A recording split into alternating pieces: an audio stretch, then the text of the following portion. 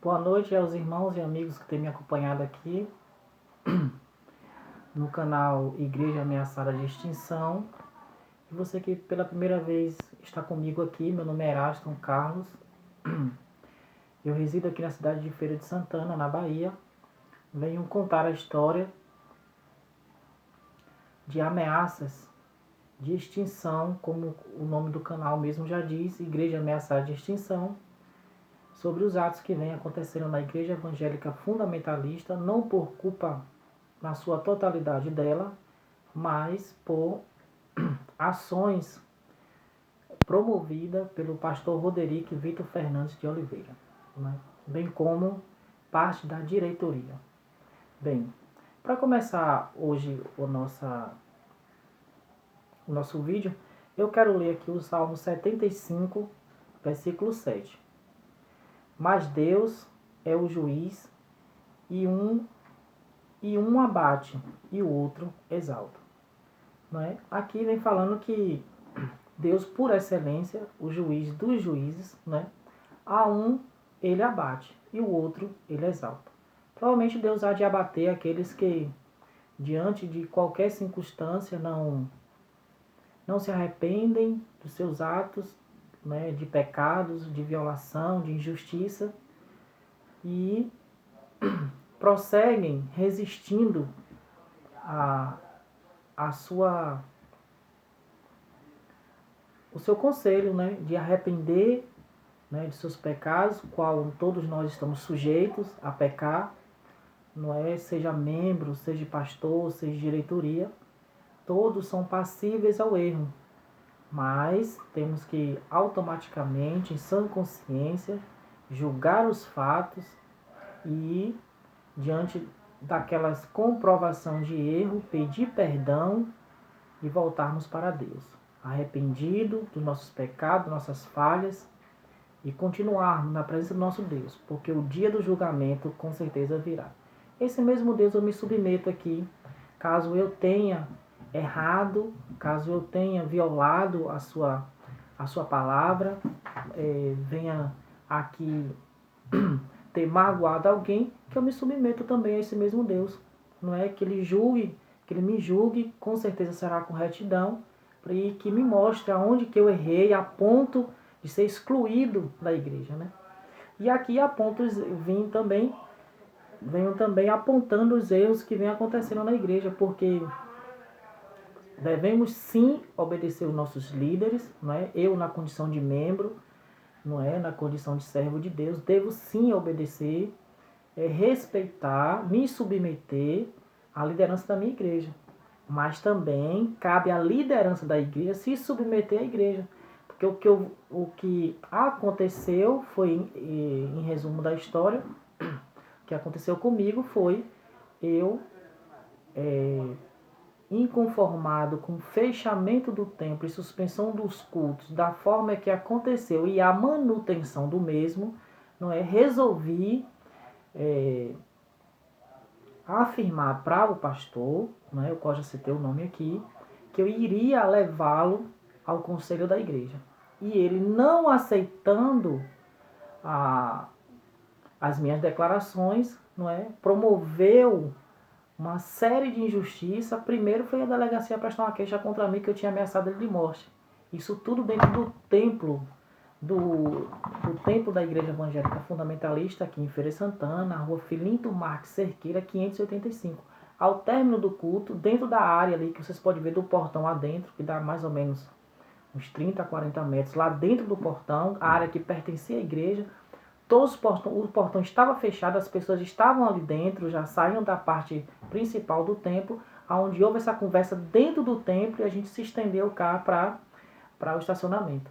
E ele disse que eu teria ameaçado ele de morte na delegacia, sem que ninguém soubesse o motivo que ele estava indo lá, a não ser alguém cogitou dizer que eu estava na igreja sem máscara. E de repente chegou uma queixa policial, e até agora ele não, em primeiro lugar, foi ali à assembleia, à reunião da igreja, mostrar, fazer a queixa, levar para que a igreja levasse as provas ali, né? E aí, por outro motivo, né, não conformado com as críticas que eu fazia a ele, pela manutenção e pelo fechamento do culto, não é? Levou a pauta da reunião à minha exclusão. Logo no início, eu já estou sabendo, já fiquei sabendo e tenho as conversas gravadas, que foi uma espécie de traição dele com a igreja, porque o convite dele seria para dar uma disciplina. E quando chegou lá, ele entrou com o projeto de exclusão, né? E aí a igreja foi coagida a votar pela minha exclusão. Então todos esses casos eu venho contando aqui, e a partir de hoje nós vamos ser mais direto ao ponto, ok? Coincidentemente, hoje é o dia do pastor, né? Poderia estar aqui, quem sabe até dando meus parabéns ao pastor Roderick, mas infelizmente não há essa possibilidade. Porque como pastor é passível de erro. Todos podem errar, não é? Do membro ao pastor. Mas devemos, em sã consciência, alertado pelo Espírito Santo de Deus, pedir perdão ao nosso irmão, onde nós erramos, não é? E continuar no meio fraterno, não é? E não se admite em hipótese alguma um membro ser excluído porque discordou de uma determinação da liderança, no qual tem respaldo no regimento interno, não foi por acaso, e como também a manutenção de ter fechado, da forma que fechou. Então eu, volto a falar, né, fiquei inconformado com a situação, vou contar o que aconteceu, do início ao fim, e o pastor promoveu a minha exclusão. Isso eu nunca ouvi falar na história de nenhum tipo de igreja, não é, por seja lá qual for, que um membro foi excluído porque discordou de uma ação da diretoria. Possa ser que ele esteja ou não com razão. Isso é crime de opinião. O pastor está tornando essa opinião um crime. É crime falar que o pastor errou e que vai levá-lo ao conselho da igreja.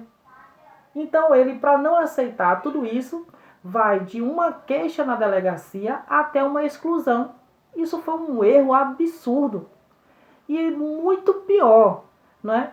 É ele, não é, depois de tudo isso, se achar certo, vai para a igreja, ceia ali com todo mundo, toma a ceia indevidamente, sabendo que está ali um membro sentado no banco, sem tomar ceia, o qual ele afrontou com essa atitude dele, não é? E vem, toma a ceia ali, como se nada estivesse acontecendo, né? E as coisas vão se agravando. Vão se agravando porque a busca por justiça ela vai continuar. E se isso continuar acontecendo, ninguém vai poder falar mal do pastor, nem de uma ação da liderança, que pode errar. Inclusive, parte dessa liderança já foi sentenciada judicialmente. Foi dissolvida, né? A mãe dele e o pai foi condenado em uma ação. Então agora que teria que ter o máximo de critério para não cometer injustiça. Não é porque se alega que foi injusto do início ao fim, no qual eu não acredito na totalidade das injustiças apresentadas ali no ocorrido lá de 94 a 95, no ano de 1994 a 95.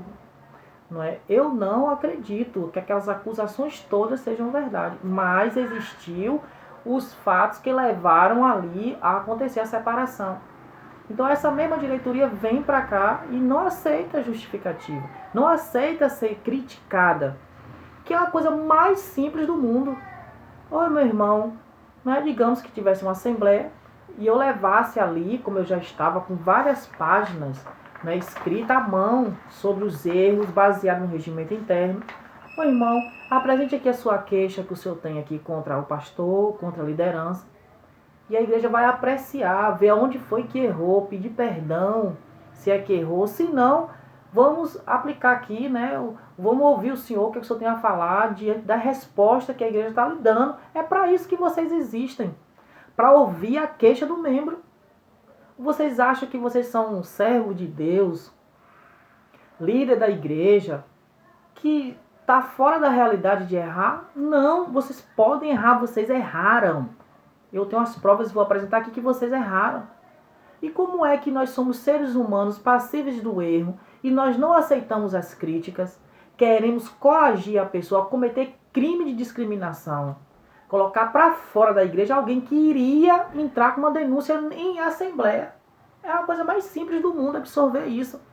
Até minha filha de 11 anos consegue encarar essa situação de uma maneira mais branda possível. Qual foi? O que é que pesa contra mim? Aí o senhor ia ouvir, a igreja ia ouvir a acusação que eu tinha, e a igreja ia absorver aquilo da melhor forma possível. Mas não vou aceitar a queixa sua. Você não vai me levar no conselho da igreja. Provavelmente seria o quê? Desmoralizado? Não, meu irmão. Entre família jamais iria existir isso.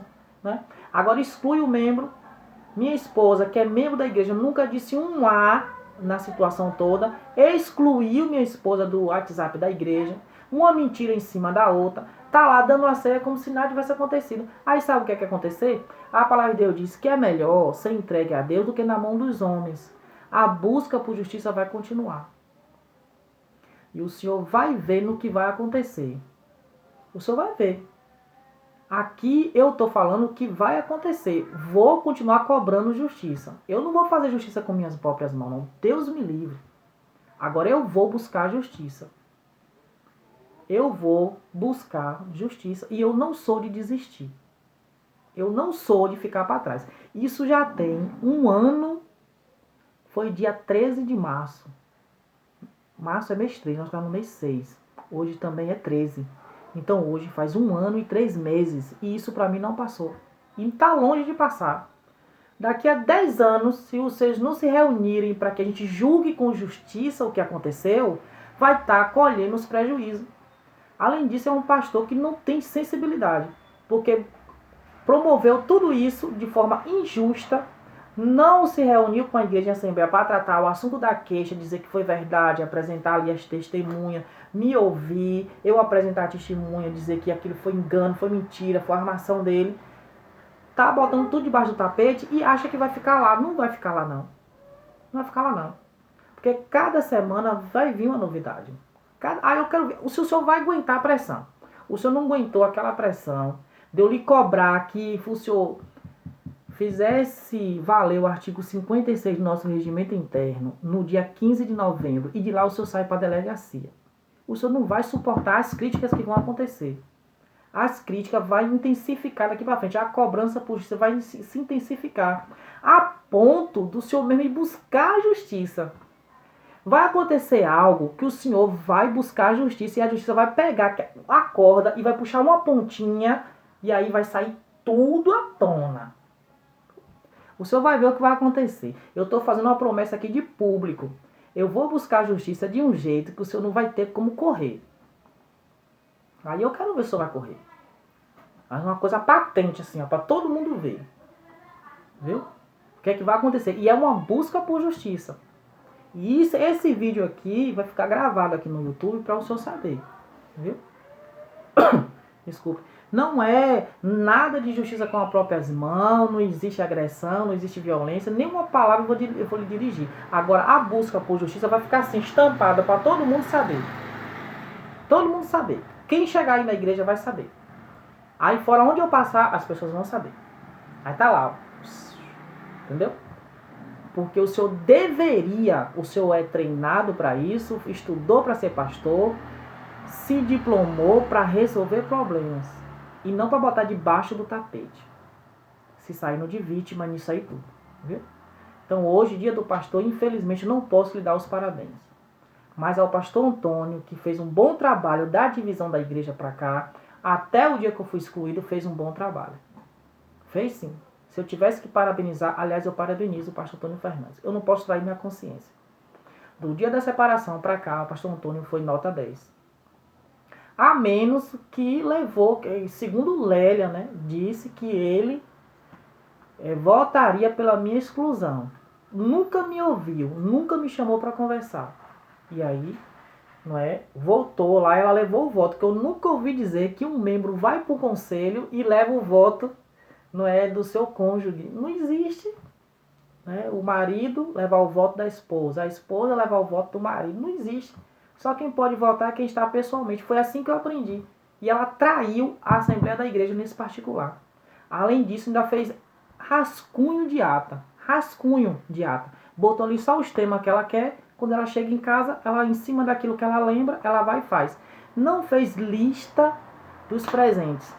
Eu quero que mostre aí a lista onde foi que eu e minha esposa assinou aí no dia 6 de dezembro de 2020. Né? Pra gente ver lá, né? Se tem minha assinatura. Né? Levanta falso testemunho, diz que tem um amante. Né? Tem um amante. Depois de tudo que ela ouviu, que passou. Muito triste, lamentável. Estão botando debaixo do tapete. E a coisa não vai ficar aí, debaixo do tapete. Deus vai arrancar, sabe por quê? Porque ele é um juiz. Olha o que diz aqui, ó. Mas Deus é o juiz. Então ele está na causa. Nós temos uma causa, inclusive foi o senhor, pastor Rodrigo, que levou lá para o complexo policial dessa cidade aqui de Feira de Santana. Mas nós temos uma causa lá. Enquanto o senhor não resolver essa causa, vai te incomodar e vai ficar estreito. Viu? Vai ter uma novidade aí a partir de domingo que todo mundo vai saber o que foi que o senhor fez. Todo mundo vai saber. Né?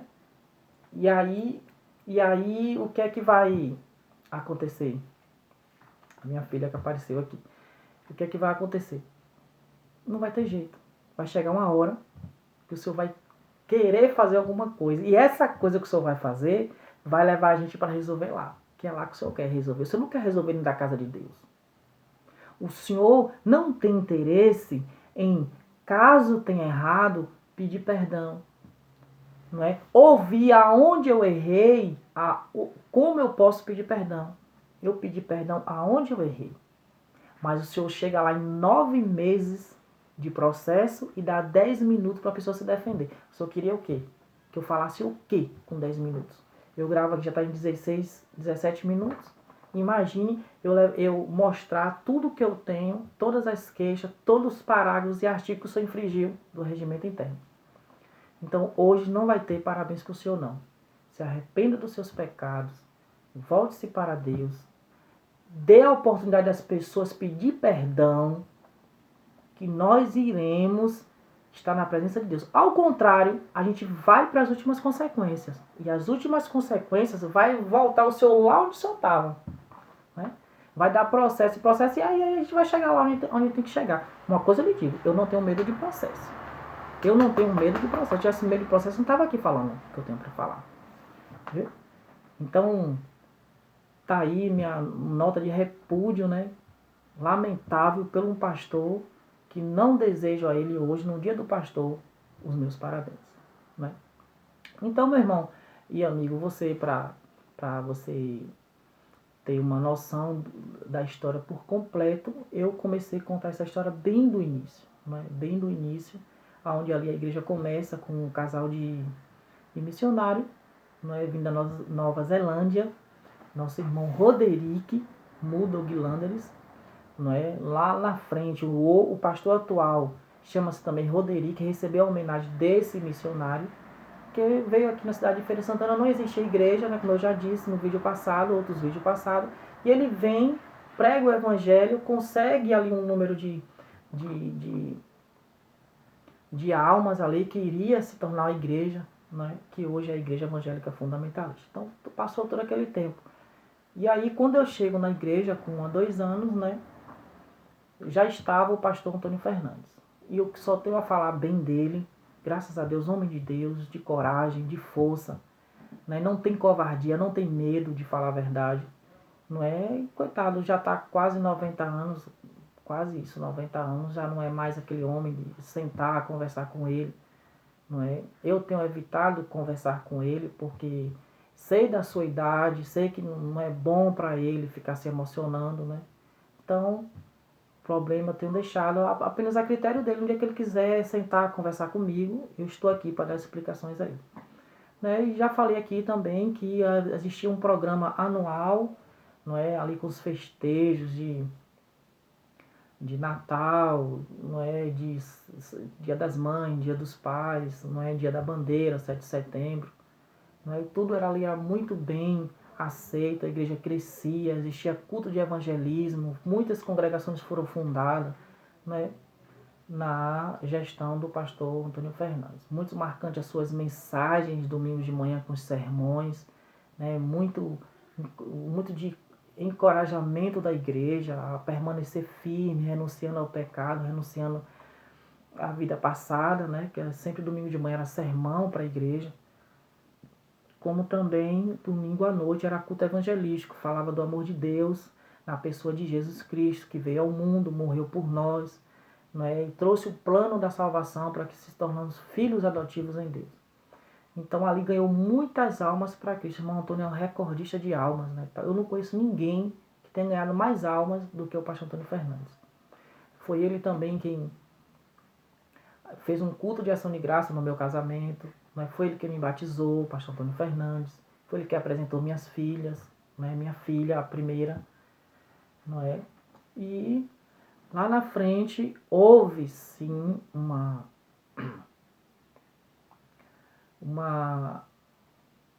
necessidade da igreja fazer uma reforma no templo, né? Mais ou menos no ano de 1994. Eu tinha 16 anos. E a igreja, não é, mudou aqui para o bairro próximo do meu, não é? A rua, aqui no bairro da Brasília. E a igreja ficou fechada. Então apareceu ali o primeiro motivo que levou a igreja à sua divisão.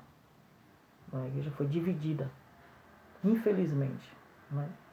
E eu vou falar aqui alguma coisa sobre isso, não como membro, mas como jovem, 16 anos eu tinha na época, hoje eu tenho 42 anos, né? E vivenciei alguma coisa, porque foi aqui na Lázaro Ludovico e eu frequentava aos 16 anos. E aí aconteceu que a igreja precisava de uma reforma, né? E os membros passaram a congregar aqui no bairro da Brasília. Saiu lá do centro da cidade, na rua Barão do Rio Branco, e veio aqui para Brasília. E chegando aqui, não é, foi demorando até onde eu sei. Se eu estou errado aqui, me perdoe, porque eu não sou membro. Não era membro na época, era um jovem, 16 anos. E aí foi demorando a reforma, né? E aí os irmãos inconformados com a situação começaram a cobrar do pastor Antônio Fernandes sobre a reforma do que tinha acontecido. E o pastor, pelo que alguns contos me contaram, não deu a devida atenção ao caso. Foi protologando, deixando, não foi falta de recurso, não foi falta de dinheiro. A igreja na época tinha muito dinheiro em caixa. Eu levantei essas informações e o pastor Antônio sempre contou isso lá pra gente, nunca foi segredo. E aí o que aconteceu, meus irmãos e amigos, foi que se formou uma comissão de 11 irmãos, membros da igreja, né, que ingressaram com uma ação na justiça. Quero pontuar uma coisa aqui muito importante que aconteceu. Além da queixa que esses irmãos ingressaram na justiça, para que a justiça desse a eles o direito de fazer a reforma, não é? E continuar ali a igreja sob a liderança deles, porque o pastor naquele momento já não tinha mais condições, segundo ele, de continuar no cargo. Eu apurei que foram 1 ano e meio sem o pastor Antônio fazer reunião da membresia. Então, segundo essa apuração que eu levantei, então 1 ano e meio sem fazer uma assembleia, uma reunião com os membros para tratar assuntos da reforma do templo, onde ali o templo estava sendo violado por vândalos, né, usuários de drogas e tal, e sendo uma ameaça para a vizinhança. 1 ano e meio foi um motivo muito grande para que esses irmãos tomassem fôlego na situação, ou seja, ingressassem com uma ação na justiça. Mas algo chama atenção, que foi muitas acusações pessoais e morais contra o pastor Antônio Fernandes, que eu não acredito. Não acredito que o pastor Antônio tenha feito essas coisas. E vou morrer sem acreditar. Agora, eu acredito que ele ficou 1 ano sem reunir a igreja, porque a igreja sempre teve um governo democrático, ou seja, com a participação de todos, né? E o pastor Antônio, vendo aquela situação ali, na minha opinião, falo isso aqui hoje, na minha opinião hoje, Se fosse hoje, deveria ter reunido a igreja, como hoje está acontecendo, né? O pastor Roderico está repetindo o mesmo erro do seu pai, né? Não está reunindo a igreja para tratar desse assunto, o que é que precisa, o irmão está na internet, está contando, não é? Lá na frente vocês vão ter uma surpresa, o nome da igreja vai ficar, o da igreja não, que a igreja não é culpada hoje do que está acontecendo. Que o culpado é o pastor, a liderança. Foi ele quem apresentou o projeto, coagindo os irmãos a votarem para excluir um membro, porque deu a sua opinião.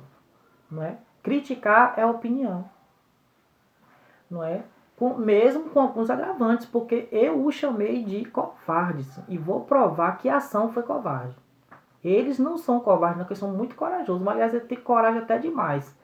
Porque enfrentar a Deus, colocando um membro para fora, em plena comunhão, por opinião, é mais do que coragem. Está enfrentando a Deus. Tanto trabalho que Jesus teve para me colocar lá dentro e eles, assim, no toque de dedo, me botar para fora. Achando eles que a igreja é dele, mas não é. A igreja é de Deus. De lá eu não saio, ninguém vai me tirar. Né? Então, não posso não ser membro ativo, não tomar ceia, porque eu sei que na condição que está não tem como tomar ceia. E censuro os que estão tomando, porque estão tomando tudo em pecado. Estão em pecado, porque excluiu um servo de Deus, um membro da casa de Deus, com sua vida toda já restaurada. Tanto tempo para restaurar a vida, depois por criticar eles, bota para fora, achando que Deus vai aceitar isso aí. Muito enganado, meu irmão, tá? Muito enganado. Jamais o único motivo que leva um crente a ser excluído é ele negar a fé. Ele negar a fé dele. Ir para o mundo.